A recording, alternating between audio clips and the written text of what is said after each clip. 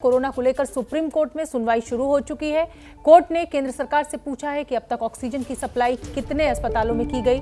यह भी पूछा है कि क्या ऐसी व्यवस्था बन सकती है जिससे ये पता चल सके कि किस अस्पताल के पास ऑक्सीजन की कितनी उपलब्धता है।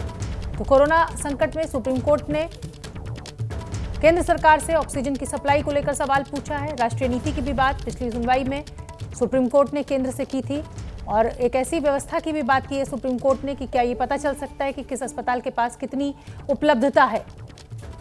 निपुण सहगल हमारे सहयोगी हमसे जुड़ रहे हैं ज्यादा जानकारी लिए हुए। निपुण सहगल, जब पिछली सुनवाई हुई थी तो एक राष्ट्रीय नीति की बात हुई थी कि किस तरह से इस पर एक नेशनल स्कीम बनाई जाए, तरीका बनाया जाए। क्या उसको लेकर भी कोई बातचीत चल रही है या अभी ऑक्सीजन तक ही है ये सीमित? देखिए शोभना, उसी दिशा में बातें चल रही है और कोर्ट ने अपनी तरफ से जो केंद्र सरकार ने जो जवाब दाखिल किया था उसमें कुछ पॉइंट्स मार्क किए हैं, मुख्य बिंदु पॉइंट जो है उनको मार्क किया है और अब कोर्ट उन बातों को रख रही है सरकार के सामने जहां पर कि बहुत सारे सवाल पूछे जा रहे हैं। पहला सवाल कि ऑक्सीजन की उपलब्धता क्या है, उसकी सप्लाई कैसी की गई, किस अस्पताल में ऑक्सीजन की स्थिति क्या है, क्या रियल टाइम जानकारी इसकी लोगों को मिल सकती है। दूसरी बात कि किस तरह से जो निरक्षर लोग हैं, जो पढ़े लिखे लोग नहीं हैं, वो वैक्सीनेशन के लिए अपना पंजीकरण कैसे करवाएंगे, क्योंकि सरकार ने एक कोविन ऐप बनाया है जिसमें लोग रजिस्टर करा रहे हैं, लेकिन जो पढ़े लिखे नहीं हैं वो किस तरह से अपने आप को पंजीकृत करा सकते हैं। इसके अलावा कोर्ट ने ये भी जानना चाहा है कि वैक्सीन की जो कीमत है उसमें अंतर क्यों है, अलग अलग राज्यों में जो कीमत गिराई भी गई है कंपनियों की तरफ से, लेकिन कोर्ट का सवाल है कि ये अंतर आया ही क्यों।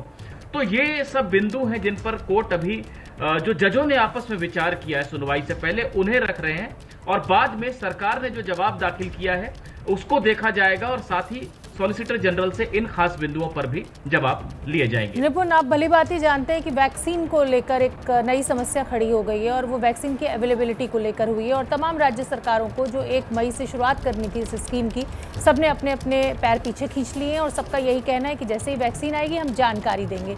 लेकिन आप भी जानते हैं कि जब केंद्र सरकार के द्वारा ये घोषणा की गई थी कि 18 साल से ज़्यादा उम्र के लोगों को 1 मई से वैक्सीन लगनी शुरू हो जाएगी, तो एक उम्मीद की किरण भी जागी थी, क्योंकि यंगस्टर्स की इस बार बहुत ज़्यादा मृत्यु हो रही है और कोरोना से सबसे ज़्यादा प्रभावित इस समय वो यही एज ग्रुप है जो काम करने के लिए बाहर निकलता है। क्या सुप्रीम कोर्ट में इसको लेकर भी कोई बात चल रही है कि वैक्सीनेशन कब तक अवेलेबल होगी, क्यों नहीं अवेलेबल हो पा रही है अभी?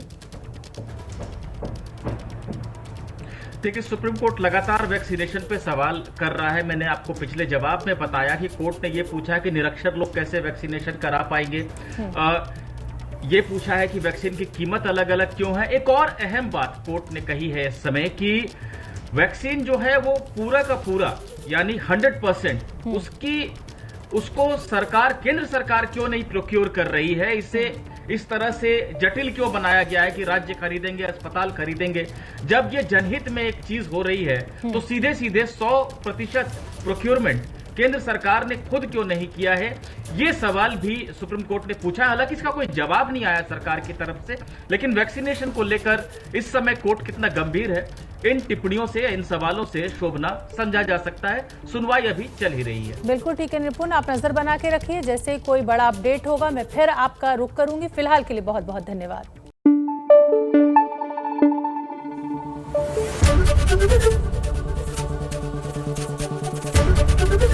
एबीपी न्यूज आपको रखे आगे।